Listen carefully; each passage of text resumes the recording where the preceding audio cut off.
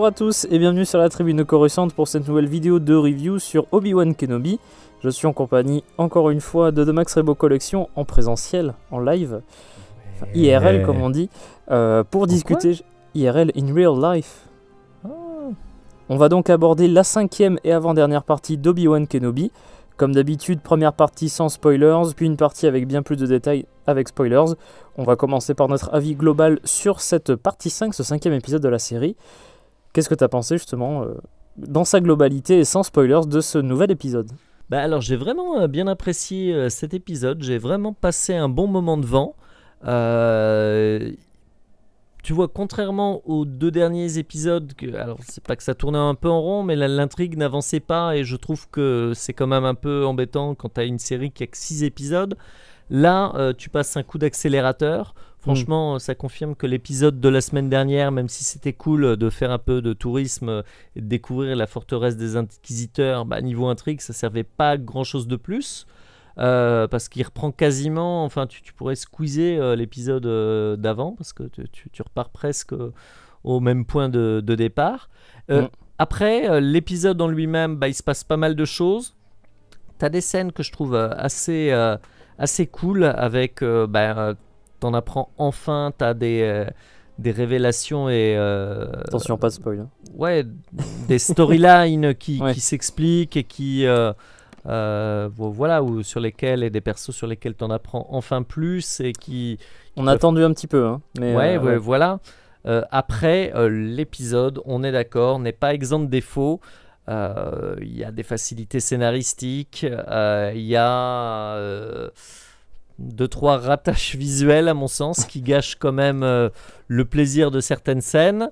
Ils auraient pu aussi sur d'autres choses aller un peu plus loin et enfin visuellement je trouve que c'est une série qui sur certains épisodes un peu cruciaux, comme si tu vois, bon alors à voir, mais je pense que ils ont gardé des billes et du budget pour le final et j'ai l'impression que tu vois, ils ont mis le paquet pour les premiers épisodes, peut-être pour le final, et là visuellement bon c'est joliment fait, même si donc il y a quelques effets peut-être un peu ratés, mais visuellement je trouve ça toujours un peu en dessous, et ça rappelle toujours d'une certaine manière que bon, même si les séries télé c'est cool parce que ça permet de bien traiter les persos, et ça il y a des storylines et des interprétations de persos qui sont vraiment à la hauteur et qui sont chouettes à suivre et très plaisantes.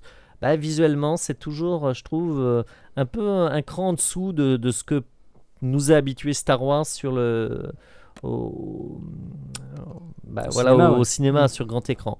Donc vraiment un épisode, je bouderai pas mon plaisir parce que j'ai aimé cet épisode, et alors peut-être qu'il égale pas le pilote à cause de certaines petites incohérences, petites facilités scénaristiques, mais vraiment je l'ai trouvé cool et sympa à suivre.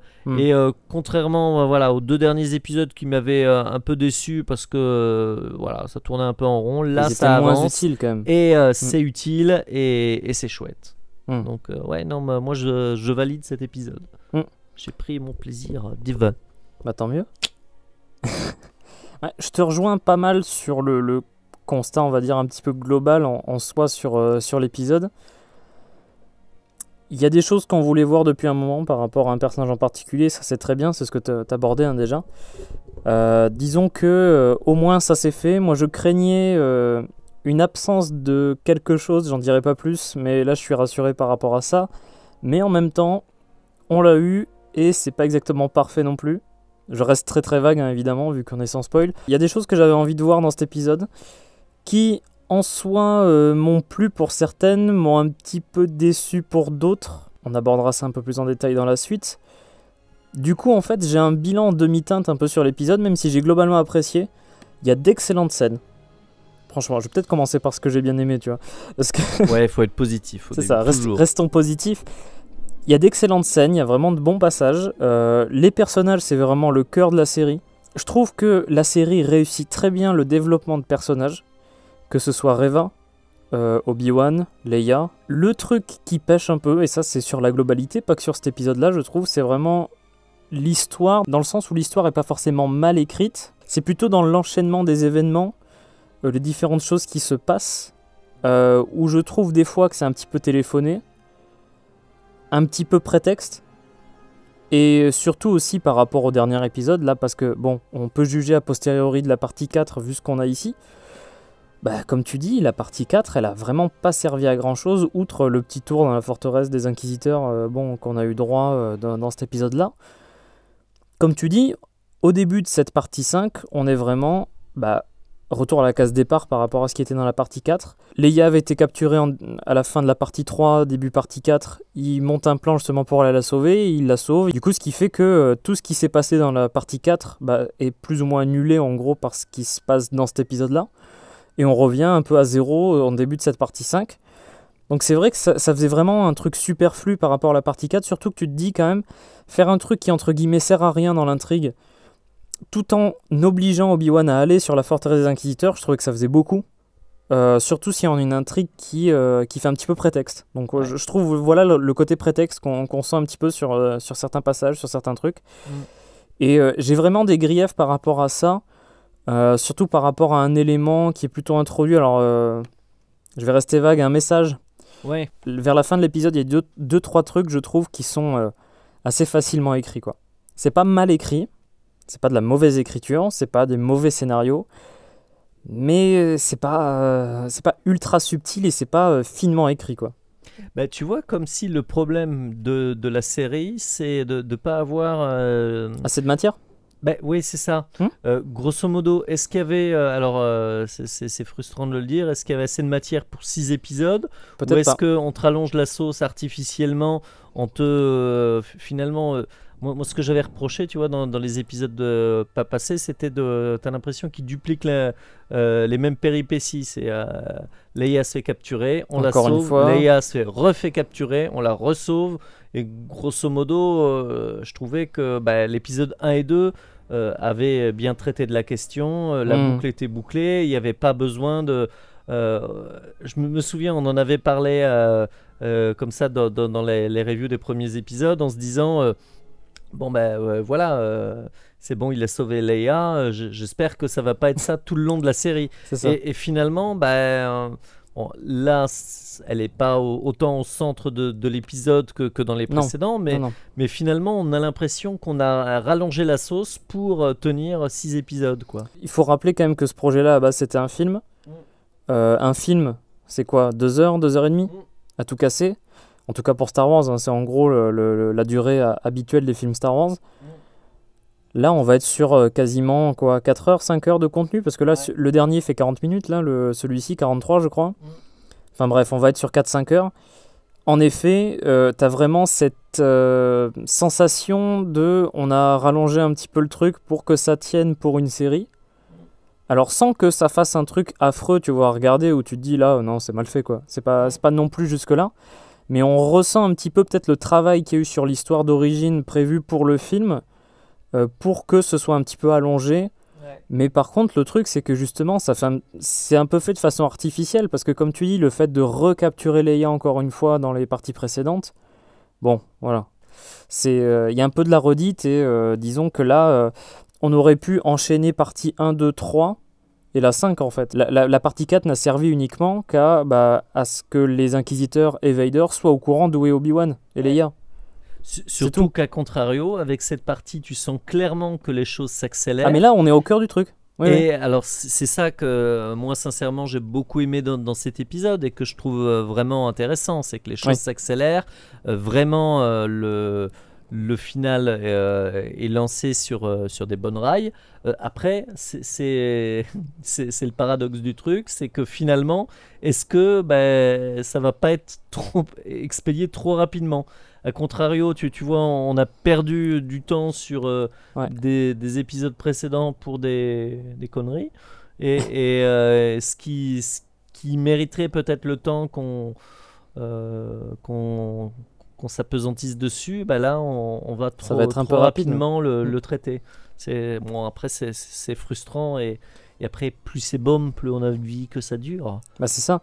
Après par contre tu vois, un traitement rapide en soi, ça pourrait passer dans un film. Ouais. Parce que la structure d'un film t'amène à faire des choix justement de concision, de rapidité, on va dire, dans l'intrigue, que sur une série plus longue, tu peux pas vraiment te permettre en soi.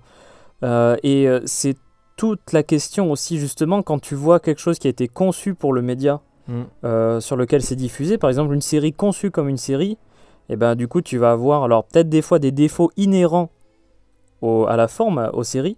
Là, je trouve qu'on a des écueils un petit peu voilà, de cette transformation, de ce projet qui a un petit peu changé entre plein de choses. Et quand tu te dis, par exemple, que Book of Boba Fett, et je pense que je ne vais pas parler davantage de cette série-là ici, c'est pas trop le sujet, mais Book of Boba Fett a été initialement conçu comme un film aussi. Et tu te dis, le scénario n'était pas suffisant, ils ont collé Mando dedans. Donc, tu as un petit peu la même chose, je trouve. On a un peu rallongé la sauce. Alors là, bon, heureusement, on a rallongé la sauce avec du Obi-Wan. C'est pas la même chose que Book of Boba Fett, mais ceci dit, on a un peu une série. Aurait pu apparaître. Oh non, c'est bon. Non, il n'est pas là, tout va bien.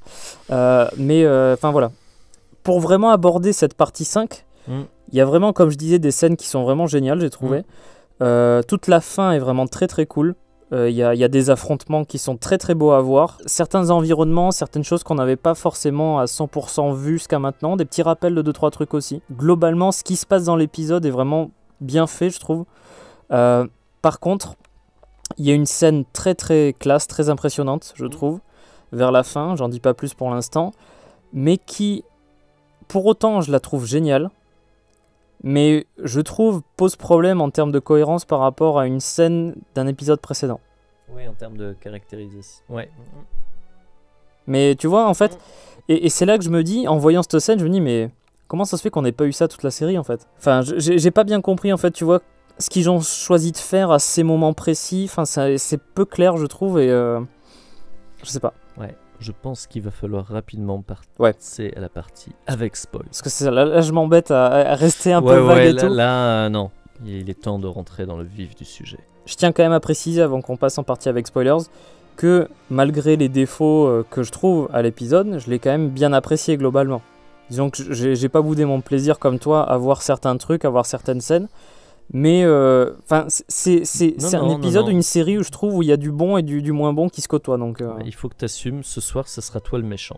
Donc voilà, je pense que c'est à peu près tout ce qu'on pouvait dire dans une première partie sans spoil, parce que là vraiment, ça va être l'intrigue et les différents détails, parce qu'on peut pas aborder tout ça ici pour l'instant. Donc je pense qu'on va devoir passer en partie avec spoilers pour détailler bien dans la globalité tout ce qu'on a pensé de cet épisode. Donc à partir de maintenant, c'est pour ceux qui ont déjà vu l'épisode ou ceux qui n'en ont pas grand chose à faire d'être spoilés.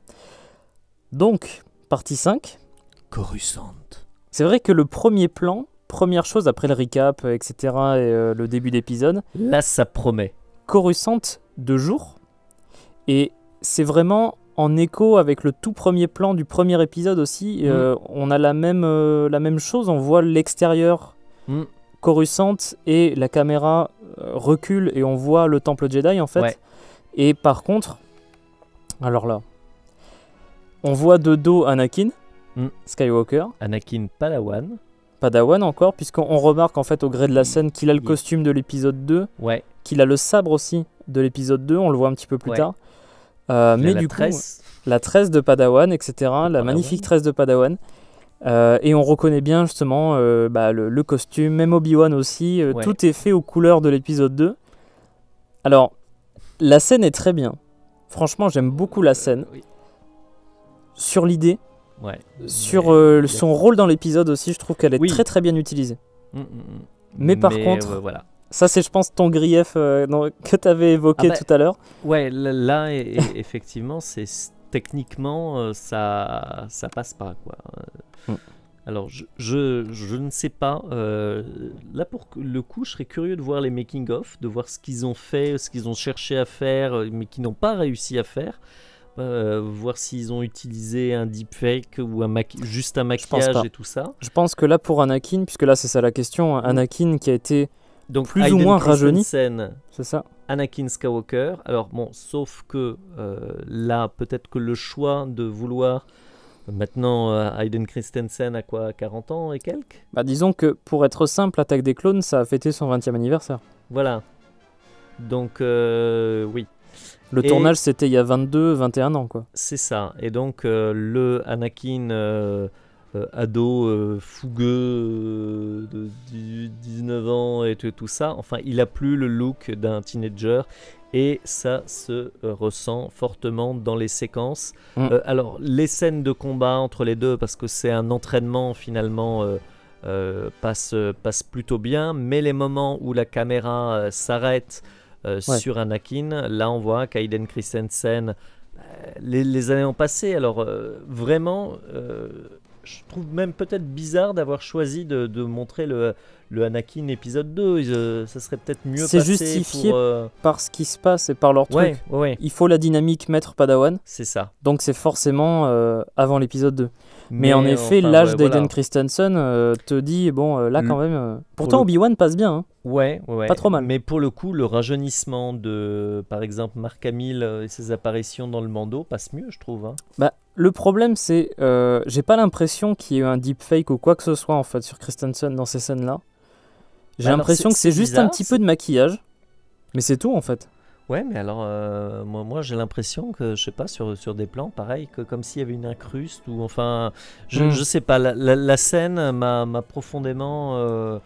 ne m'a pas convaincu en termes de... Voilà, visuellement, ce qu'ils ont voulu faire, je trouve qu'ils l'ont raté. C'est super, la scène en elle-même... La scène est vraiment bien, géniale. Parce que voilà, ça fait plaisir de revoir des moments...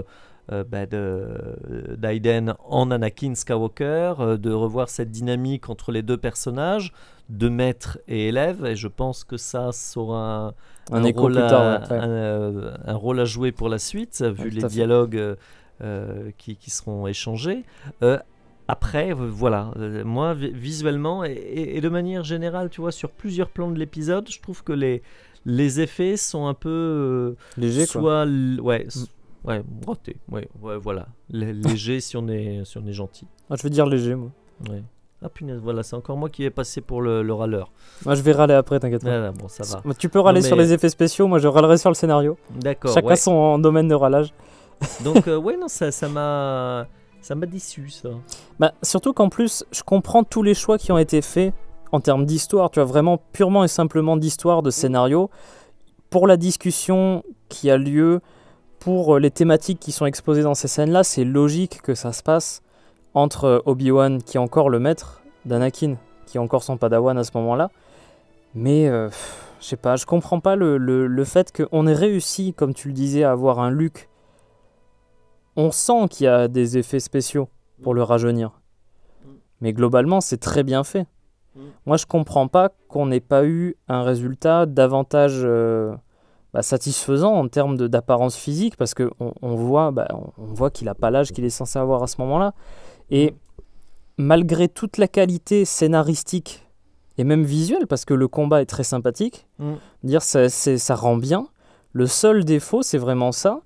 Et je trouve que, même si ça m'enlève pas, tu vois, complètement la scène en tant que telle, je trouve que ça te sort un petit peu du truc quand même. Et tu te dis, tu vois en fait ça. Oui, tu vois que ça. Tu vois qu'Anakin a plus 20 ans et plus le Padawan, quoi. Enfin, là pour le coup... Les rides se voient un petit peu, même les traits du visage qui sont pas exactement pareils. Surtout qu'en plus, on en parlait tout à l'heure, avant de commencer à tourner, mais à la limite, ce serait mieux passé, et d'ailleurs on en parlera un petit peu plus tard, mais ça passe mieux avec l'Anakin de l'épisode 3. Ouais. Puisqu'on voit aussi, c'est pas les scènes flashback qu'on voit dans l'épisode, il y a aussi le flashback de l'Ordre 66, on y reviendra quand on parlera de Reva tout à l'heure. On voit Anakin de l'épisode 3 dans cet épisode-là aussi. Le fait est que bon, il fait toujours pas à 100% l'âge qu'il est censé avoir là, mais ça passe mieux, de la même façon que quand on l'avait vu de loin sur Mapuzo, ça passait. Ouais. Mais bon, là c'était de très loin aussi, on voyait pas vraiment bien son visage, on distinguait vraiment de très très loin. Mais disons que l'apparence qu'ils ont choisie pour Anakin marcherait bien mieux pour un Anakin épisode 3 qu'épisode 2, parce que comme tu dis, il est très très jeune quand même dans l'épisode 2. Ouais. Même entre 2 et 3, il change beaucoup, Hayden Christensen. Ah oui, il a des traits et des expressions presque un peu poupons, même dans le 2, je trouve, à certains moments. Où, la coiffure aide pas en plus. Ouais. Que là pour le coup, il a les traits très marqués, et voilà, effectivement. Donc ça... autant pour Ewan McGregor, ça fait illusion. Ouais. Autant Ouais, là, ça me sort du truc. Ouais, ça, c'est vraiment dommage. Bah, d'autant qu'en plus, je trouve que, par exemple, Christensen, on a eu beau lui reprocher son jeu dans les épisodes 2 et 3, que j'ai jamais trop partagé. C'est pas un excellent acteur non plus, mais je trouve qu'il est correct, quoi. Surtout dans le 2, et bon, Ouais. voilà, c'est les scènes du 2 hein, qui sont plus dommageables que lui. Il était pas, enfin, voilà, moi je l'ai vu dans d'autres films où il était relativement convaincant. Il était Dans pas... le 3 est très bien. Oui, il n'était pas aidé aussi par les dialogues de Lucas. Non, bien sûr. Il a dans ces scènes-là un bon jeu. Enfin bref, ça rappelle un petit peu quand même que Christensen, c'est pas un si affreux acteur comme certains aiment le dire. Je suis content qu'il soit là parce que moi j'avais peur qu'on le voit pas. Franchement, j'avais peur qu'on ne voit jamais Hayden Christensen outre, tu vois, le Vader dans le Bacta, tu vois, parce que je me suis dit franchement si c'est que ça. D'autant qu'on a appris qu'il y avait 2 doublures pour le rôle de Darth Vader. Une pour les combats, une pour certaines scènes. Alors une doublure pour quand il s'assoit. Hein. Bref, bon. D'accord. Et surtout qu'en plus quand tu vois ça, tu te dis mais attends, mais alors c'est à quel moment Christensen en Vador? C'est à quel moment dans la série? Donc bon, je me suis dit faudrait quand même qu'il serve à quelque chose tu vois, dans la série, qu'il apparaisse en Anakin, ce serait vraiment génial. Et c'est ça que je disais tout à l'heure, je suis très content pour ce truc-là, et en même temps l'effet un petit peu bâclé, un petit peu raté justement de cette scène-là bilan demi-teinte en tout cas sur ce truc-là. Ouais, là, je suis entièrement d'accord. Ouais. Un peu dommage. Alors que l'idée est vraiment géniale, la scène est vraiment super. Il y a ce petit défaut qui mine un petit peu tout ça, quoi. Par contre, c'est ce que je disais tout à l'heure, l'utilisation de cette scène dans tout l'épisode est vraiment bien travaillée. Surtout qu'en fait, c'est vraiment une scène qui n'est pas gratuite. Et c'est ça que j'ai bien aimé globalement avec la série jusqu'à maintenant. Je trouve que le fanservice est très limité, on va dire, pour l'instant. Ou quand il y en a, il est quand même utilisé de façon quand même assez pertinente. Dans le sens où là, on a vraiment une confrontation d'entraînement entre Anakin et Obi-Wan qui démontre un petit peu la personnalité des deux personnages et qui va, on va dire, agrémenter le récit du présent et qui fait bien comprendre justement que l'un connaît l'autre et inversement. Et ça, j'ai trouvé ça vraiment génial, je trouve. Oui, sur effectivement les différentes stratégies qu'ils vont déployer dans l'épisode. Ouais, c'est ça. Parce que par exemple, la quête de victoire perpétuelle d'Anakin, qui va de temps en temps l'aveugler, c'est vraiment très très intéressant, je trouvais, de voir ça en parallèle, une construction un peu en parallèle de cette intrigue-là. Et c'était assez intelligemment fait, je trouve. Et donc ensuite, on quitte Coruscant pour Jabim. Qu'on voit un peu. Qu'on voit vite fait. Tu vois, moi, toujours plus que dans la partie 4. C'est vrai, effectivement. Là, on les voit se poser.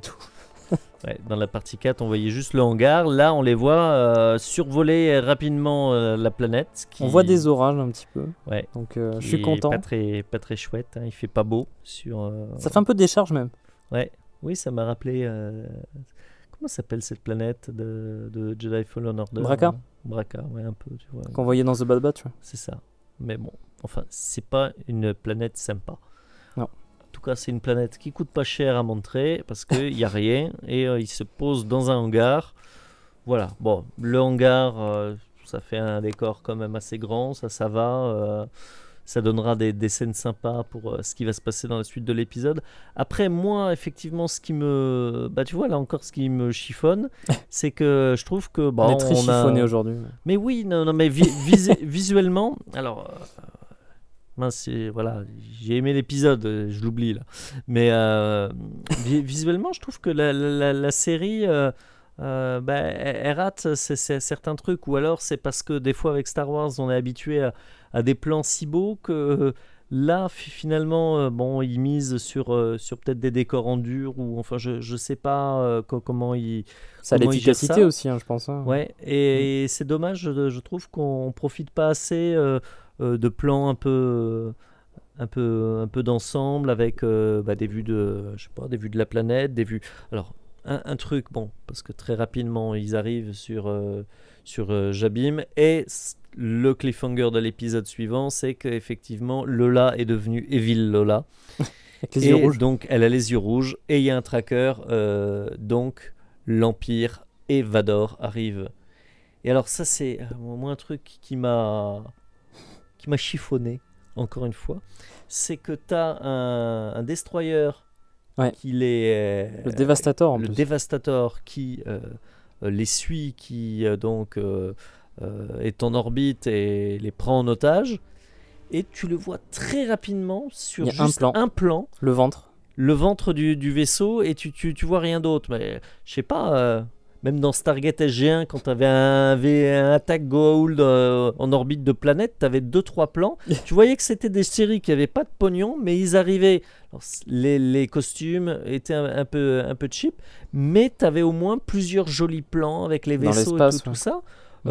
Là t'as deux navettes pourries qui vont se poser. Ah, par contre, je trouve qu'honnêtement, le seul plan qu'il y a sur le Devastator, je le trouve très joli. Mais par Ouais. contre, c'est vrai que c'est le seul et c'est un Bah, peu dommage. Ouais. Ah oui, je sais pas. Bon, plusieurs fois on assiste à Vador. Bon, c'est aussi là de jolis plans sur le pont de son destroyer. Mais Ouais. enfin, moi c'est tout con, mais je trouve que voilà, ça coûtait pas grand chose. Bon, peut-être si en termes de budget, mais de nous mettre ça, moi, un beau Star Destroyer, tu vois, pour une petite transition et tout ça, je trouve que ça aurait donné un peu, visuellement, un peu de panache. Et je trouve que ça en manque. Panache. Ouais, c'est pas faux.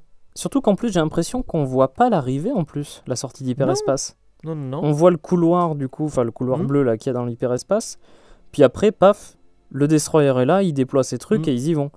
Et je sais pas si c'est forcément si compliqué que ça à faire en vrai, parce que je crois que dans Solo, c'était des trucs faits avec des écrans aussi hein, autour du faucon. Je sais pas si une arrivée en hyperespace est si compliqué que ça à faire, mais enfin, je sais pas, ça manquait un petit peu d'impact comme arrivée. Par contre, la scène qui se passe à bord du pont est vraiment géniale, par contre. Et ça, comme je disais tout à l'heure, la vraie force du show, en fait, c'est vraiment les personnages. Et là, on a une scène entre Reva et Vader qui est vraiment super. Il est affreux avec elle. Ah oui. Quand il a fait s'agenouiller. C'est ça, c'était affreux, quoi. Ouais. Et par contre, ce qui est bien, c'est que c'est l'ascenseur émotionnel, tu vois, cette scène. Il lui demande de s'agenouiller pour lui dire, pour l'appeler Grande Inquisitrice. Grand Inquisitor. Tu fais, ah. Puis elle est là, tu sais, ça l'emmerde de s'être agenouillée, mais en même temps, il vient de l'appeler Grand Inquisitor. Donc, et on va dire ça justifie effectivement son comportement, son côté un peu tête brûlée depuis le début de la série, où clairement elle voulait la place du Grand Inquisiteur et elle l'a enfin. C'est ça. Il lui avait promis hein, en vrai. Ouais. Si elle lui amenait Kenobi. Non. Pas loin. Pas loin. Tu vois, pour revenir à ce que je disais sur le manque des fois de panache visuel, c'est aussi peut-être maintenant, tu vois, l'un des défauts d'avoir eu la postlogie, d'avoir eu Rogue One, d'avoir eu Solo, et certains nouveaux films qui ont produit des scènes visuellement, notamment là je pense à des plans de vaisseaux tellement beaux, parce que bon, c'est notamment avec, là si on prend le 4, 5, 6, tu vois que il faisait des scènes sympas, mais la technologie de l'époque limitait vachement. Et donc on était surtout habitué à voir des combats spatiaux dans l'espace. On voyait quelques plans plutôt chouettes hein, et jolis pour l'époque, avec des matte paintings de grande envergure. Mais quand tu découvres un Rogue One avec l'attaque de Scarif, ou même le plan d'un destroyer au-dessus de Jakku et tout ça, des plans qui visuellement sont d'une... Waouh, enfin, c'est tellement impressionnant. Quand, pour une série aussi ambitieuse et tout ça, t'arrives pas à avoir des images aussi fortes, ou même, enfin, bon, on va voir ce que va nous offrir le final, mais c'est un peu dommage, et c'est encore une chose qui me fait dire que Star Wars à la télé c'est bien, c'est chouette, notamment ce qu'on disait, le jeu, le traitement des persos peut-être plus intimiste, plus fouillé. Ça c'est effectivement l'un des atouts des séries, parce que Reva, moi je la trouve super, c'est vraiment un personnage Obi-Wan super, aussi. Mais par contre, il y a effectivement ce manque de spectaculaire, ce manque d'épique quand même. Voilà, c'est mon petit bémol. Et je dois dire que c'est pour ça que j'ai hâte de revoir Star Wars au cinéma aussi. L'Empire se déploie du coup, à bord de 2 navettes, comme tu as dit. La première réaction que j'ai eue, c'était « Ah, c'est tout ?» Attends, et c'est censé être quand même Kenobi, le C'est pas le John Connor de Star Wars, mais quand même pour Vador, c'est son ultime ennemi, c'est le Jedi que tout le monde recherche, surtout que accessoirement il y a Kenobi, mais il y a aussi le fameux passage et cette forme de résistance qui aide les Jedi clandestins. Donc là tu dis, tu mets le paquet, et t'as un destroyer qui arrive et il envoie que 2 navettes, t'as même pas de chasseur taille, surtout qui te dit on va tout péter, et je m'attendais à une escorte de taille, tu vois là, qui mettent le paquet. Ce côté un petit peu décevant justement de l'arrivée là, des 2 navettes, je trouve est quand même contrebalancé par le nombre de soldats qu'il y a sur place pendant l'attaque de la base. Surtout qu'en plus j'aime bien le fait que, alors je m'avance un peu sur le reste de l'affrontement qu'il y a sur cette espèce de base là du passage. Il y a vraiment un affrontement très satisfaisant, je trouve, des Stormtroopers qui investissent les lieux. Enfin, j'ai trouvé ça vraiment très bien, même Obi-Wan qui brandit son sabre laser pour défendre justement les réfugiés, en gros, qui avaient été recueillis par le passage. J'ai trouvé que vraiment cet affrontement était très très bon dans sa globalité, et j'étais très, très content du rendu même, tu vois, simplement de ces scènes-là. Ouais. Parce que vraiment, les 2 navettes m'ont filé un coup du oulalalala. Ouais. Alors par contre, tu as une armée de Storm, ça c'est satisfaisant. Déception aussi sur les Purge. Ils sont là. C'est juste des Storms noirs, quoi. C'est ça. Ils n'ont rien de plus. Disons que quand tu vois... C'est les premiers à se faire tuer, quasiment. Kenobi en tue 2 en quelques instants avec son sabre laser sans trop de difficultés. Bon. Surtout qu'en plus, quand tu vois à quel point ils sont coriaces dans Fallen Order, ou... alors c'est pas les mêmes là, comme tu dis, c'est juste des Stormtroopers avec une armure différente en gros, quoi. Et ils servent pas à grand chose à part être classe et être là, quoi. Non mais là il aurait fallu l'électrostaff là tu vois pour. Mais il y en a qui avaient des armes comme ça dans Fallen Order. Ouais. Avec des différents armements, et justement ils sont prêts à attaquer des Jedi en soi, donc. Que là c'est un Storm. C'est des Purge Troopers. Ouais. Des soldats de la purge. Non mais effectivement, toute cette scène va être super chouette. Notamment, moi, ce que j'ai beaucoup aimé aussi, c'est ce qui précède l'affrontement, c'est la discussion entre Reva et Obi-Wan, et qui là encore, par l'interprétation de Reva et l'échange, et après aussi ce qui va être révélé durant cet échange. Parce que c'est ça aussi qui est le point important de l'épisode, c'est que tu comprends enfin pourquoi Reva est comme ça et ce qu'elle a elle aussi derrière la tête. Tu revois effectivement un autre flashback plusieurs fois dans l'épisode, mais donc tu as le flashback épisode 2 qui ouvre l'épisode. Et là tu as le flashback épisode 3 où on assiste un peu à la suite des événements de la scène d'ouverture du premier épisode.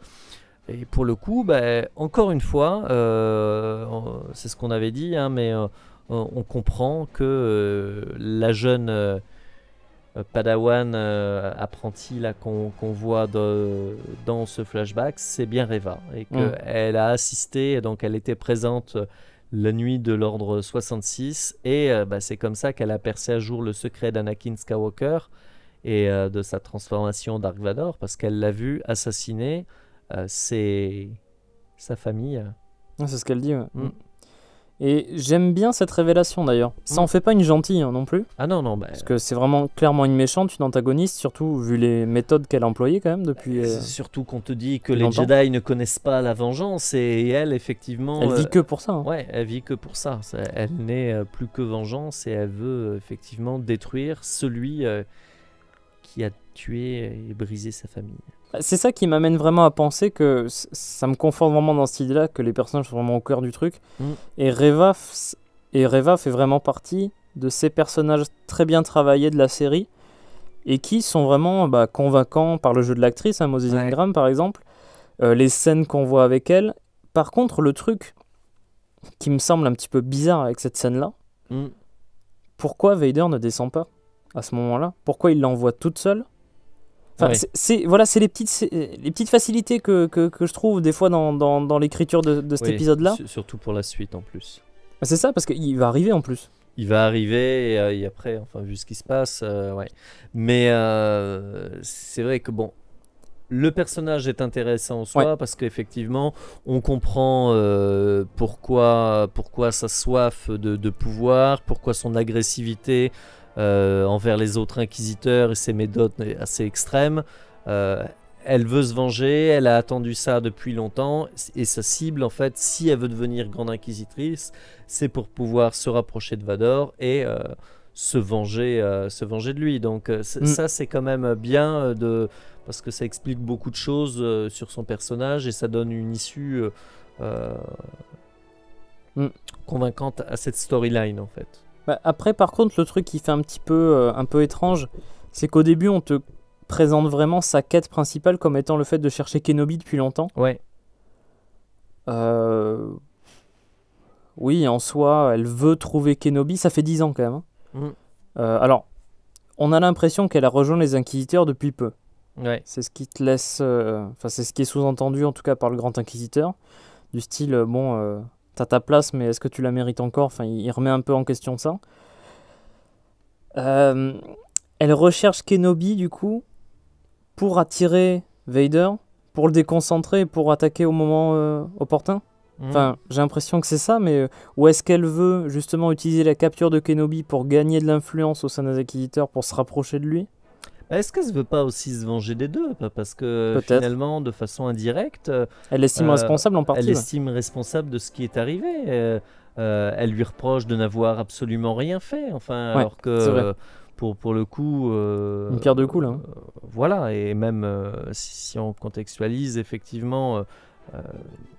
Bon, Obi-Wan a quand même essayé, alors a posteriori, mais d'arrêter Anakin, vu l'état dans lequel il l'a laissé sur Mustafar. Mais donc, voilà, il croyait même avoir arrêté. Et ça avait été vraiment un déchirement pour lui d'affronter son ancien apprenti et de le laisser pour mort. Donc là c'est vrai qu'elle le tient responsable, elle est très dure avec lui. Et bon, voilà, où elle était vraiment persuadée. Alors il y a soit je veux me venger des deux, soit elle était persuadée que uniquement la clé pour Vador c'était Kenobi, parce que aussi Vador, sa seule obsession ces 10 dernières années, ça semblait être Kenobi. Donc c'était peut-être le seul moyen de vraiment réussir à l'approcher. Un truc que j'ai trouvé très bien d'ailleurs dans leurs échanges, c'est que Obi-Wan essaye de la raisonner, essaye de la convaincre, puisqu'il négocie avec elle à travers la porte blindée là, qu'ils ont fermée, parce qu'on l'a pas dit d'ailleurs, mais via Lola, ils ont fermé justement la base, ils peuvent pas s'échapper. Evil Lola, c'est ça. Ouais. Ils ont fermé justement l'accès de la base du passage. Ils peuvent pas s'échapper, donc ils sont bloqués. Ce tombeau sera votre tombeau, étranger. Ça.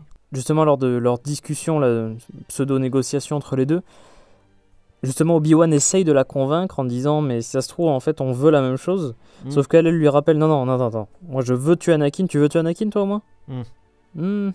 Pas sûr, j'ai bien aimé en fait, tout leur échange est vraiment très bien et on bénéficie de deux personnages qui sont bien détaillés, bien construits je trouve, et bien écrit, bien joué, ouais, enfin ouais, c'est ça. La scène est vraiment très très cool. Ça c'est chouette. Ouais. Et elle dégaine le sabre pour ouvrir la porte. À la Qui-Gon. Ah, un peu ça, ouais. Mais il y a beaucoup de choses qui se passent à la Qui-Gon dans cette série, donc les gens survivent par contre. Bon, elle perd un peu patience, justement c'est ça qui marque l'attaque, ça y est, ça se lance justement l'attaque du repère du passage, et c'est très très cool quand même comme truc. Ouais. Moi pour le coup, tu vois, bon, il y a plein de scènes d'affrontements et de combats, mais finalement c'est ce que tu... l'attaque d'une base rebelle à peu près. Alors c'est ce combat que tu ne vois pas dans l'épisode 5, parce que quand l'Empire arrive tout le monde a déguerpi, alors que là c'est pas le cas. Là c'est assez violent, là t'es dans Battlefront quoi. Il y a un peu de ça, c'est vrai, j'avais pas forcément pensé, mais on est dans un affrontement et t'as un héros au milieu d'ailleurs, avec Obi-Wan. C'est ça, qui prend part au combat, qui là, pour le coup, tu vois que les errements du début sont bien oubliés. D'ailleurs aussi... Échange intéressant avec Tala, ouais. Oui, et moi j'allais dire aussi où tu vois qu'il retrouve quand même ses pouvoirs et la force. Ou la vague. T'as vu la vague de force quand non, ça c'est impressionnant. La projette Reva et même quelques storms. Ah ouais, il la renvoie dans ses cages quoi. Renvoie au 22. Ouais. Ah non, non, c'est impressionnant. Et c'est vrai que toute cette scène est bien rythmée. Là, pour le coup, voilà, visuellement, ça c'est un plan que je trouve particulièrement réussi. Tout ça. Mm. Et t'as là, ouais, qui a des échanges aussi intéressants avec, Ouais. avec Obi-Wan. Du style, bah, il vous arrivait des trucs, des breloques avant, mais bah, c'est pas pour ça qu'il faut tout abandonner, il faut se battre quoi, pour ce qui nous semble être juste. Enfin, j'aime bien justement l'échange. On voit bien petit à petit au gré des 6 épisodes, et je pense que ce sera la conclusion, on aura la semaine prochaine, mais on voit bien comment Obi-Wan passe du dépressif total, parce que c'est clairement son état au début de la série, à quelqu'un qui a quand même un peu d'espoir en lui, malgré tout, pour la suite. Et on retrouve un petit peu ce personnage, par exemple, dans Rebels, où on voit, par exemple, dans l'échange qu'il a avec Maul, dans la série animée, où on voit qu'il est confiant que, par exemple, Luke est l'élu de la prophétie. Là, jamais l'épisode 4 n'aura porté aussi bien son nom que Un nouvel espoir. Un nouvel espoir. Et vraiment, c'est ce nouvel espoir qui se reconstruit tout au long des 6 épisodes. C'est ça. Ouais. Non, c'est bien fait, je trouve. Et Tala, d'ailleurs, bon, bah, va faire partie des pertes. Une jolie scène, j'ai trouvé quand même, avec Ned B aussi, qui s'interpose, qui du long de son corps protège justement Tala dans ses derniers instants, et qui se sacrifie en fait, qui fait exploser un détonateur là. Ouais. Ça fait très Rogue One, moi, la le mort de sacrifice Ned B, un peu là. façon K2SO. Un petit peu, ouais. Et après elle qui se sacrifie pour. Ouais. J'ai bien aimé. Avec un May the Force be with you en plus. Enfin, jolie scène en plus. Bon, la musique en plus aide bien. Enfin, en plus, la musique dans cet épisode est pas mal. Je la remarque plus que sur les précédents d'ailleurs. Ouais. Et là, l'ambiance est vraiment bien. L'attaque est super. Enfin, il repousse, on va dire, les partisans du passage dans le hangar, en gros, qu'ils devraient employer pour s'en aller. On l'a pas précisé, mais c'est Leia qui essaye d'ouvrir l'accès quand même. Oui, donc elle a elle est ingénieure maintenant, enfin petite Junior. Facilité scénaristique. Parce que, ok, elle est petite, et donc elle peut se faufiler dans les conduits d'aération. C'est une micromaniaque. Voilà, exactement. Mais effectivement, en plus, elle est capable de neutraliser un droïde diabolique et au milieu des câbles, de te réparer tout un système. D'ailleurs, Lola aussi, c'était un peu facile. Ouais. Tu enlèves le plot de sûreté, là. C'est ça. D'ailleurs, en plus, le truc, c'est que j'ai pas bien compris. Un plot de sûreté, c'est pour empêcher qu'un droïde s'échappe. Tu sais, comme dans les Simpsons, la poupée Krusty avec le good or evil. Voilà, t'as un bouton méchant gentil. Mince, il était sur méchant. Du coup, ils sont reclus justement dans cet endroit-là, dans ce grand hangar, avec 2 transports. Faut le noter d'ailleurs. C'est important pour la suite.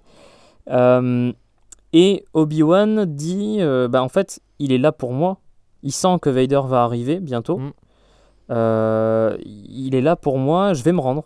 Et grâce aux flashbacks aussi, qui sont toujours mis donc en parallèle, on comprend que vu qu'ils se connaissent très bien, Anakin sait que Obi-Wan toujours se rendra pour sauver la veuve et l'orphelin. Et donc, il va compter aussi là-dessus. Mais ce qui est marrant, c'est que justement, Obi-Wan connaît lui aussi Anakin. Et c'est très bien que dans... comment dire, en lui promettant une victoire facile, il va se laisser aveugler par cette victoire imminente. Et il va se faire un peu avoir par certains trucs, par orgueil, quoi. C'est ça. Et justement, c'est d'où l'utilisation de ce flashback très intéressant pendant tout l'épisode. Et c'est vrai, comme tu dis, il s'attend à ce qu'Obi-Wan se rende, et c'est ce qu'il fait. Donc il a bien profilé son ancien maître, évidemment, il le connaît bien. Et d'ailleurs, alors, premier truc un peu facile,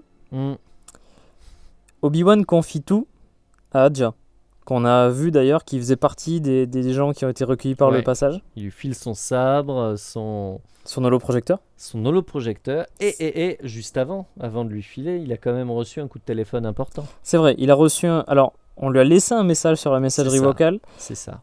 Bail Organa qui l'a contacté parce que maintenant papa s'inquiète un peu quand même parce qu'il n'y avait pas de réponse depuis longtemps. Tu vois, c'est un peu le... Bon, bref. Après, je sais qu'on a une petite divergence. Effectivement, là, la facilité, c'est qu'il balance tout, quoi. L'appel, ok. Le fait qu'il appelle Kenobi, qu'il le contacte, ça, j'ai pas de problème avec ça. Il s'inquiète pour Leia, il s'inquiète en général parce qu'Obi-Wan ne le contacte pas. Mm. Il pourra avoir 1000 raisons de ne pas le contacter, et il en a, hein, vu ce qui se passe. Mm. Mais bref, Bail Organa s'inquiète, a raison. Par contre, le fait de caler dans la conversation, si ça va pas bien, je vais aller sur Tatooine, je vais aller voir Owen. Il faudrait pas que Vader apprenne à propos des enfants. Mm. C'est vrai qu'il est un peu bête. Bah, disons Mais qu'en beaucoup. fait, c'est exactement ce qu'il fallait pour qu'une intrigue se lance plus tard.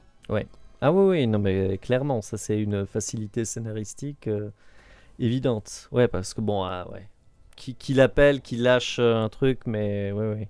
Enfin, l'appel en soi me dérange pas, tu vois, mais Mm. enfin, le contenu est quand même vachement explicite, quoi. C'est surtout qu'en plus il a des doutes sur le fait qu'il le contacte pas, donc il Il peut aurait pu être craindre capturé. qu'il ait été capturé, donc Hasard du truc, mais c'est quand même le holo-projecteur est endommagé par la suite, et évidemment, les données sont corrompues, sauf les 3 informations principales. c'est ça. Les enfants, Owen et Tatooine. Oui. Enfin bref, on y reviendra après sur la fin de l'épisode. Mais bon, il confie tout à Adja, et franchement, Il va se rendre. et il va se rendre. Et le fait qu'il confie tout ça à Adja, je comprends parce qu'il va se rendre, tu vois, je vois le truc. Mais typiquement, c'est pour permettre ensuite que Adja perde les trucs et que ce soit récupéré plus tard, paumé pendant la bataille, alors qu'il y aurait eu 1000 raisons en vrai. Mm. Mais enfin, je sais pas, il y a des trucs Et un surtout peu... le manque de subtilité, c'est que Ouais. tu le vois en plus sur un plan le faire tomber. À la limite, ça aurait été mieux si on le voyait pas tomber. Tu vois juste le plan. Et après, genre, Ouais, t'as où elle toujours est le surprise, holo-projecteur. elle le voit et que là, paf, non, tu vois le projecteur tomber. Paf. Donc tu sais pertinemment qu'il apparaîtra à la fin de l'épisode. La seule question, c'est qui va le trouver. Oui. Voilà. Si donc, Vader le trouve, c'est t'as malin. même pas, voilà, bon, Le fait est qu'Obi-Wan va se rendre. oui. Et d'ailleurs, un truc, je trouve que, ok, je comprends un petit peu, bon, après avoir un petit peu réfléchi, après avoir pas discuté un peu sur cette scène-là. En gros, il y a un accord plus ou moins tacite Oui. entre Reva et Obi-Wan. Bon, qui se fait devant toute l'armée. Oui, alors ça, bon, bref, c'est un détail. Où en gros, bah, il lui dit, bah, justement, je vais le mener à vous. Et Obi-Wan dit, bah non, en fait, c'est moi qui vais te donner Vader, en fait.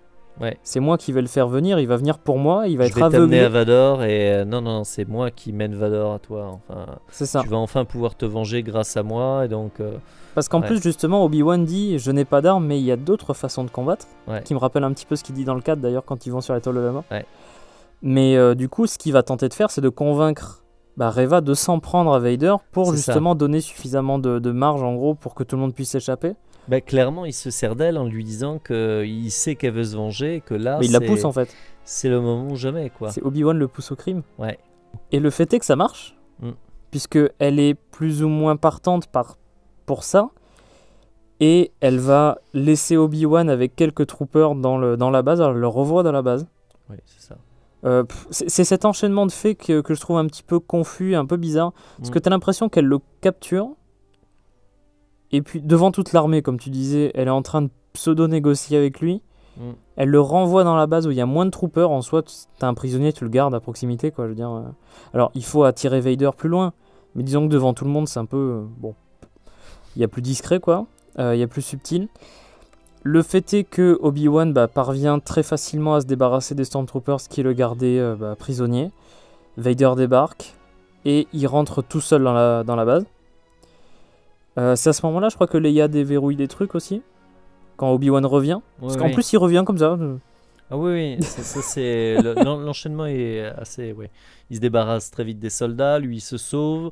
Eux, ils arrivent à enfin ouvrir, donc ils vont pouvoir s'échapper. Vador arrive. Là, on va revivre une scène de l'épisode 5. Ouais. Avec le Faucon Millennium qui décolle. Et en fait, Vador s'aventure seul dans ce. Oui, il va tout seul, ouais. Dans ce piège parce que voilà, bon après effectivement tu dis que l'enchaînement est un peu peut-être un peu rapide, mais oui, ça fait sens après, oui, bien sûr. Moi j'interprétais ça sur le fait qu'à ce moment-là, quand elle laisse Obi-Wan partir avec les Stormtroopers, c'est grosso modo c'est l'APA. Je l'amène dans un endroit où il sera isolé Oui, bien sûr. Parce que Vador voudra s'en charger. Il est subtil Et le piège. grosso modo, il y aura à ce moment-là que nous, et enfin, elle peut pas le garder au milieu d'une escouade Bien d'une sûr. cinquantaine de soldats. Sinon, là, elle aurait aucune chance d'avoir Vador seul pour elle. Bah, tu vois, je trouve que ça n'a pas été fait assez. Ouais, c'est pas si subtil. Bah, c'est peut-être même trop subtil en fait. Oui, c'est ça. C'est pas assez présenté clairement. Surtout qu'en plus, moi, la première fois que j'ai vu la scène, je me dis, attends, j'ai manqué un truc là. Comment ça se fait? Attends, il y a 2 secondes, il était capturé, pourquoi il est tout seul là Mm. Enfin, pourquoi il peut se libérer des deux Storms avec qui il était et regagner justement le groupe du passage? Mm. Je me suis dit, mais attends, mais comment ça se fait ça? Vraiment, tu sais, j'ai eu Ouais, l'impression de un truc manquer un qui aurait truc. pas été con et qui aurait davantage montré, enfin, je sais pas, Hein? discrètement déverrouille ses menottes ou un truc. Oui, pour lui permettre de se barrer quoi. Ouais, pour vraiment qu'on. Un signe. Mais bon, comme tu disais, Vader débarque, façon épisode 5. Ouais. Dans la base, alors pas de Hoth du coup, mais de Jabim. Et il va s'en prendre à un vaisseau qui est en train de décoller. Ouais, parce qu'il arrive pour voir décoller le. Un peu La comme navette. sur Hoth. Alors, du coup, sur Hoth, le Faucon Millennium se casse. Là, par contre, c'est pas exactement le même sort pour ce vaisseau-là. On a toujours un Vador plus énervé, hein, il est plus vénère. Hein. Et justement, il retient le vaisseau avec la force. Un petit peu ce qu'avait fait Rey, par exemple, tu sais, dans l'épisode 9. Oui, clairement. Ouais. Et il stoppe le vaisseau. Alors, par contre, il faut que je le dise là.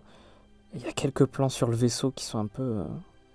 Ça rend pas très très bien. Je veux dire, un peu de la même façon que j'avais reproché le look un petit peu des plans sur les T-47 dans l'épisode précédent. Il y a certaines incrustations dans la série qui sont un peu légères. Surtout, je trouve, au début. Parce qu'après, c'est quand il l'écrase. C'est très très classe. Quand il dépaisse le vaisseau, c'est très bien fait. J'ai pas de problème avec tout ça. Mais vraiment, les premiers plans où il essaye de décoller, je sais pas, il y a un mouvement, il y a un truc qui est. Je sais pas, il y a quelque chose qui colle pas à 100% avec l'image. Tu sais, c'est un peu ça rend bien, mais c'est pas exactement comme il faut. Tu sais, c'est un peu cette frontière un peu, tu vois, un peu bizarre. Et enfin, le fait est quand même qu'on a affaire à un Vader très très très dangereux. Ce qui me fait me dire, et ça c'est ce que je disais en partie sans spoilers, on a un Vader ultra puissant sur cette scène. Comment ça se fait que dans la partie 3, il ait été si impuissant face aux flamèches là, tu vois?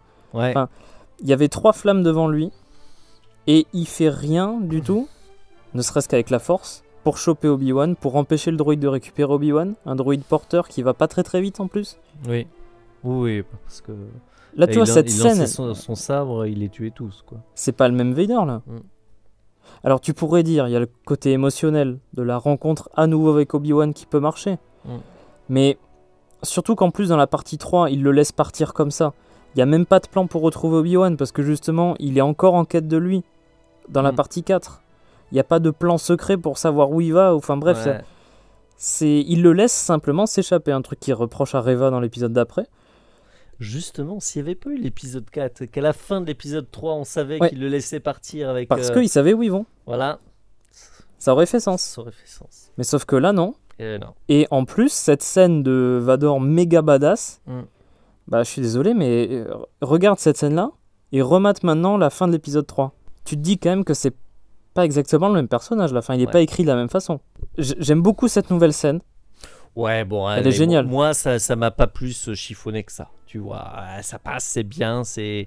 Oui, voilà, oui, non, Vador, il est en colère, et c'est surtout qu'il t'explose le vaisseau. Là, c'est un Vador très, très classe. super puissant. Sauf que, j'ai pas le bon vaisseau. Eh oui. J'ai beau avoir mes reproches avec la scène de la partie 3, là, la fameuse, avec les flammes. Là, par contre, le truc du vaisseau, franchement, le truc se casse tellement vite. Et en plus, lui, il est en train de dépecer le vaisseau, l'autre. Franchement, ça passe. Ouais. Ça passe quand même pas si mal, cette scène-là. Et en gros, le vaisseau qui partait, c'était un leurre, évidemment. Vador s'attaque à ce vaisseau-là, et ben voilà, il se casse avec. Il se casse avec l'autre. Et là, encore une fois, hein, le Vador qui cherche sa victoire facile à tout prix et qui... se fait berner. Et c'est surtout que tant qu'il raisonnera comme ça, il reste le Padawan. Ouais, alors ça, c'est l'échange qu'on voit dans le flashback. Ouais. Et je suis certain que c'est fait exprès, que c'est sciemment mis là pour faire écho avec la réplique de l'épisode 4 When I left you, I was but the learner. Now I'm the master de Vader. Dans le sens où je n'étais que le disciple. Alors là, il dit Padawan, mais bon, disciple Padawan, c'est la même chose, on est d'accord. Mais il y a cette idée de tant qu'il restera dans cet aspect effronté d'Anakin, parce qu'on reste un petit peu sur l'Anakin de l'épisode 3 et en termes de caractérisation, quoi. En gros, il reste arrogant, il reste voilà. On est sur c'est pas encore le Vader de la trilogie originale hein, ici. Et il faut qu'il s'assagisse un peu, qu'il réfléchisse un peu plus à comment il mène ses combats. Et ça m'étonnerait pas qu'on en reparle après. Il lui reste à apprendre, voilà. C'est ça, il en reste encore à apprendre maintenant. Il faut qu'il comprenne entre-temps comment faire, etc. Et je trouvais que c'était assez subtilement fait, mais il me semble que c'est bien une référence à ça. Et dans la construction des persos, c'est bien. Il prépare le terrain pour... Quitte à revenir dessus sur la partie 6. Moi, je pense qu'ils vont préparer quelque chose sur la partie 6 et que ce genre de dialogue de toute façon, pour la partie 6, il faut deux choses. Peut-être ça, mais surtout la tentative d'Obi-Wan de faire revenir Anakin du côté lumineux. Ouais. Il faut qu'on ait ça. Parce que là, c'était ce qui était montré par le retour du Jedi. C'est ça. Du coup, maintenant, le passage s'enfuit avec Obi-Wan Kenobi à bord et tout le monde, enfin tous ceux qui ont survécu, dont la mère de Corran Horn. Enfin, c'est pas la mère de Corran Horn, son gamin s'appelle Corran et ils vont sur Corellia, mon dieu, c'est une référence à l'univers légende. Bref, comme j'abîme en soi. Donc, tout ce beau monde s'échappe. Alors, Vador la mauvaise. Un petit peu. Et il va l'avoir encore plus parce que du coup, il y a Reva qui débarque. Sabre laser à la main, et qui commence à l'attaquer. Alors le duel entre les deux, vraiment génial. Là, c'est cool, parce qu'en plus c'est entre guillemets un non-duel, mais tu vois, à sens unique, clairement. Mais autant celui Obi-Wan Vador m'avait déçu. Alors là, autant celui-là est classe parce que justement Vador ne la combat pas, mais en utilisant la force, enfin. À l'humilier, quoi, à vraiment montrer sa toute-puissance et qui va même pas s'abaisser à dégainer son sabre contre elle, quoi. Il s'en sert pas du sien, il lui pique le sien, en plus il le sépare en deux puis il lui balance l'autre moitié, mais genre c'est manque de respect total. C'est ça, il lui chope par la force, enfin. Toi aussi prends une arme que je te montre qui est le patron. C'est un peu ça, hein. Et...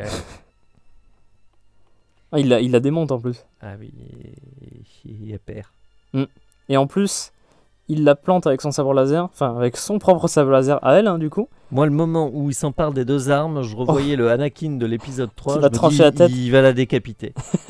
Oui, en plus, voir Vader avec deux sabres rouges, c'est pas un truc qu'on voit tous les jours. Déjà, un duel à deux sabres rouges, c'est joli. Hein. Tu sais que ça m'a fait penser, alors rien à voir, mais tu sais, dans The Clone Wars, quand on avait Savage Opress, Maul contre Palpatine, là, on avait en plus un duel à 3. Et avec plusieurs lames rouges, c'était quand même assez classe. Là, en live action, ça rend très très bien. Et mais quelle maîtrise, quoi. Ah oui, non mais... il se fatigue même pas. Une leçon de vie. Ah mais c'est ça. Et il la plante totale avec son sabre laser. C'est ça. Et là, on a le rappel de la scène de l'Ordre 66. Alors du coup, ça veut dire que ça fait 2 fois qu'elle va survivre à un coup de sabre laser en plein bide. Hein. C'est ça. Puisque bon, c'est apparemment le coup que lui a fait Anakin. Il a transpercé aussi au moment de l'Ordre 66. Tu vois, là aussi, c'est quand même la faiblesse, entre guillemets, scénaristique. C'est, grosso modo, Vador sait depuis le début qu'Eva cherche à lui mettre profond. Pour résumer, c'est à peu près ça. Voilà. Un résumé synthétique. Le Youngling, quoi. C'est ça. Padawan, novice. Et alors là, tu te dis quand même... Il sait à quel point elle est dangereuse, à quel point elle complote contre lui. Et quand même, pas mal de fois, il la laisse faire en totale impunité, autonomie et tout ça. Elle lui confie des missions hyper importantes. Ceci dit, elle aide quand même à trouver Kenobi en soi. C'est vrai. Elle a son utilité. Elle a son utilité.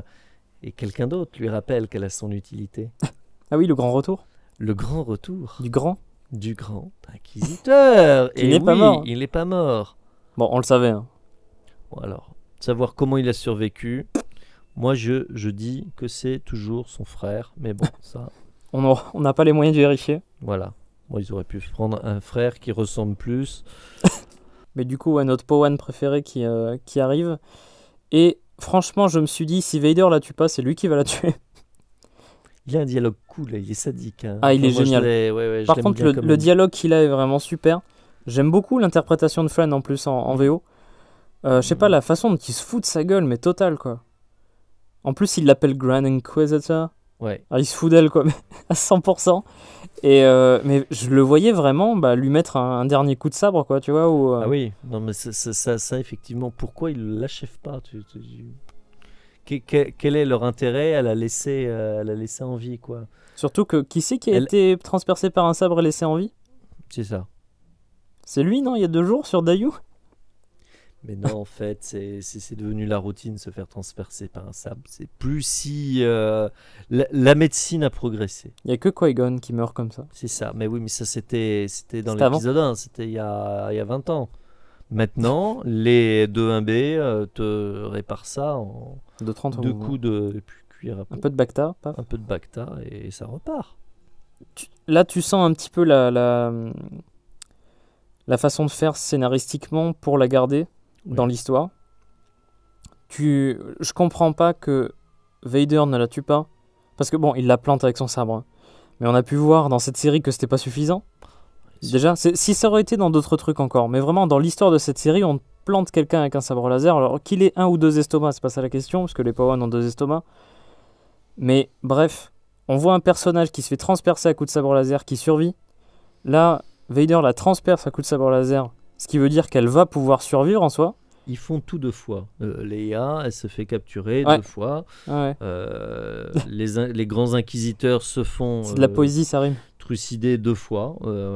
Voilà. Donc, à qui le tour? C'est ça. Mais 2 fois. 2 fois. Mais l'inquisiteur, du coup, ne la tue pas non plus. Moi, je me disais, mais limite, tu vois, tu mets en rang 10 Stormtroopers et tu la flingues, en fait. Tu fais un peloton d'exécution sommaire. Enfin, il se casse. Les 2 s'en vont. L'autre, il fait son petit discours qui est très sympathique, hein, le grand inquisiteur. J'aime beaucoup ce qu'il lui dit. Mais après avoir fait son petit laïus du style, on va te laisser mourir là où on t'a trouvé. In the guts, hein. Je me rappelle plus. Surtout ça. que Reva, elle est montrée, ça ils le savent quand même un peu, comme un personnage extrêmement rancunier. Elle a passé toute sa vie à préparer une vengeance contre quelqu'un. C'est typiquement pas quelqu'un qui va revenir pour emmerder, tu vois. Voilà, non. Donc on s'assure pas qu'elle est morte. Il y a peu de chances qu'elle nous fasse... voilà, on se quittera bons amis. Parce que tu vois, par exemple, un truc comme le fait que Obi-Wan laisse Anakin s'est brûlé sur l'épisode 3, il se dit... En plus, il a pas envie de le faire. C'est clairement. Ça. Et il se dit, bon, il va mourir là, voilà, je m'en vais. Mais là, c'est un ennemi. Je veux pas assister à sa mort. Là, c'est un ennemi qui peut te... Alors, bon, ceci dit, Vader la maîtrise. Hein. Donc, c'est pas une grande crainte pour lui. Enfin, le grand inquisiteur, voilà. Là, il est pas logique. Il a... Parce que s'il veut perdre son 2e estomac... C'est ça. Il va falloir faire attention quand même. Pour que son frère prenne la suite... Je comprends pas qu'elle meure pas à ce moment-là, outre la volonté des scénaristes de la garder. Parce que là, ça s'était téléphoné depuis le début. Le holoprojecteur qui est tombé un peu plus tôt. Elle le trouve. Il est pile en face d'elle, il clignote, il l'appelle. Alors elle est en train de se vider de son sang, mais elle voit ça, elle se dit pas je vais appeler une ambulance. Non, parce qu'il est pété le truc. Hein, voilà. Mais elle regarde le dernier message enregistré. Paf. Et effectivement, paf, on a enfant, Tatooine, Owen. Alors moi, ce qui me fait rire, c'est les bruits de... 742 Evergreen Terrace. Et donc, elle sait où elle est.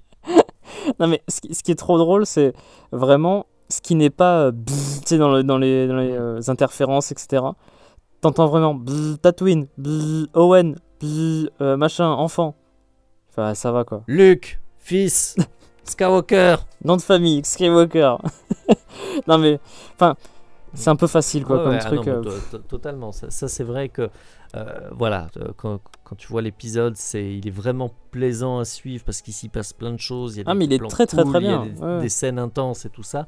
Mais effectivement, quand tu regardes avec un œil un peu plus critique, tu vois ces facilités scénaristiques.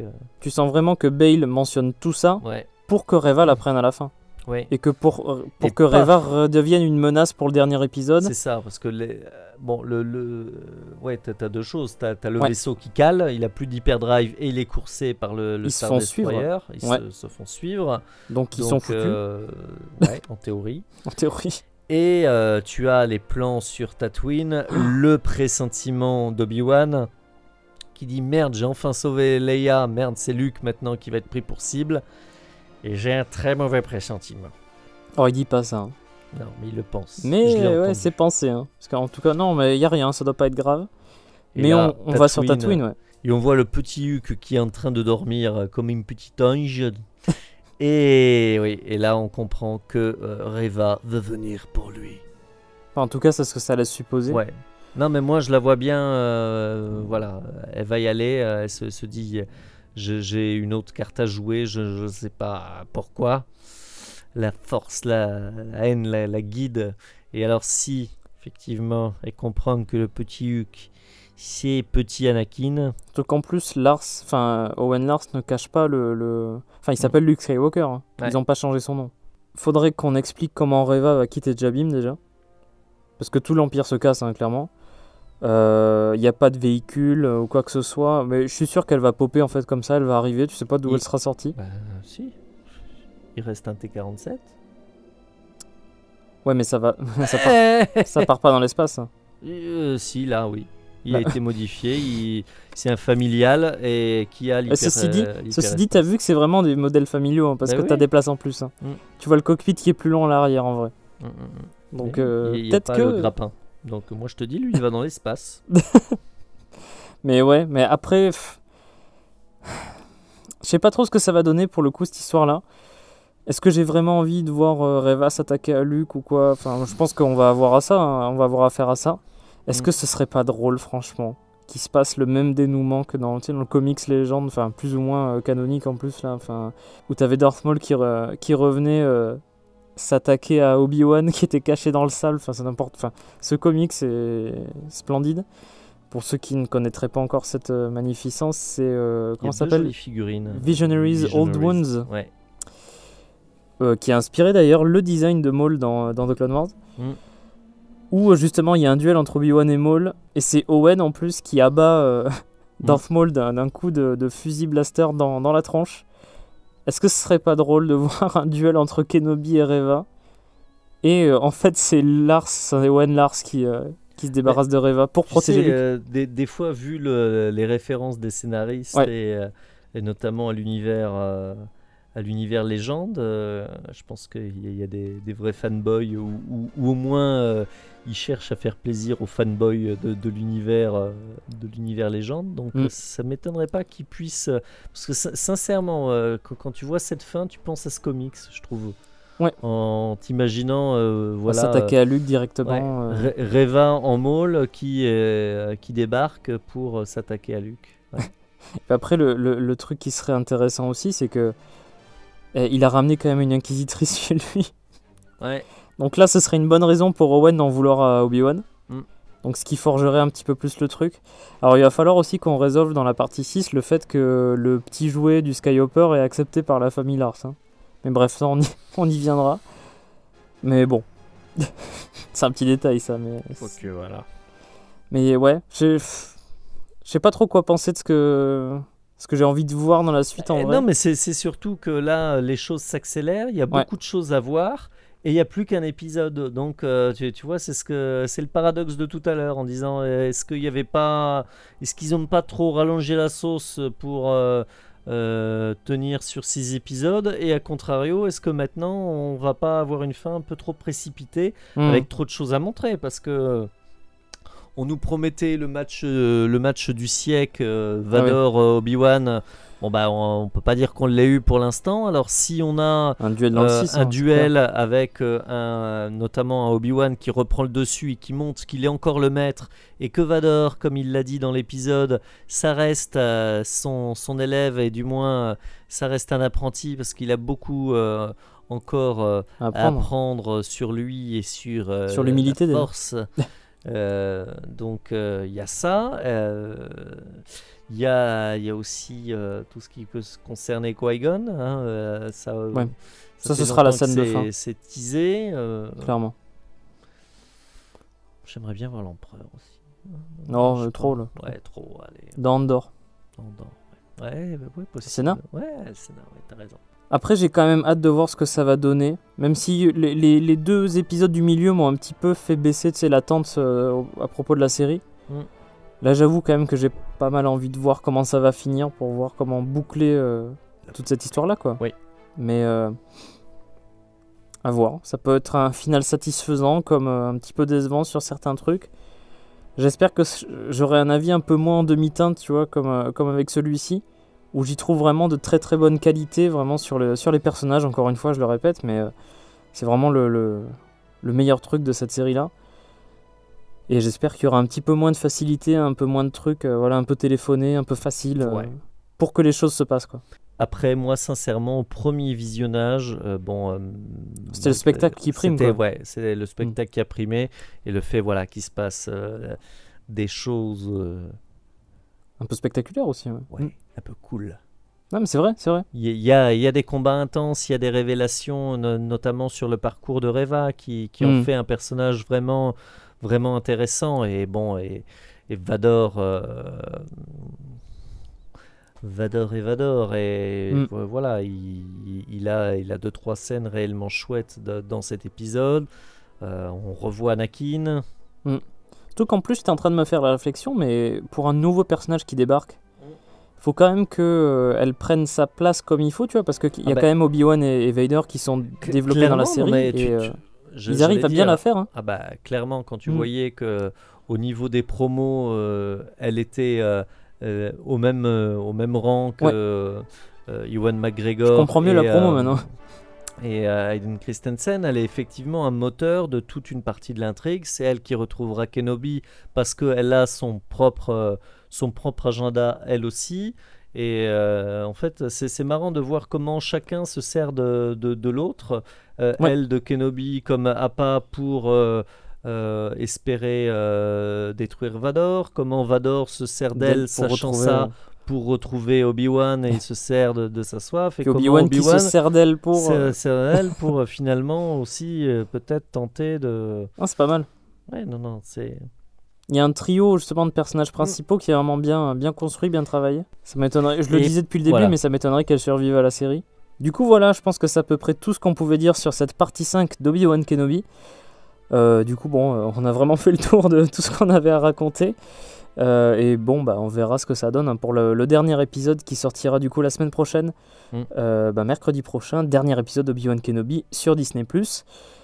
En tout cas, toujours un plaisir de discuter des épisodes avec toi. Là, il y avait de quoi faire. Hein.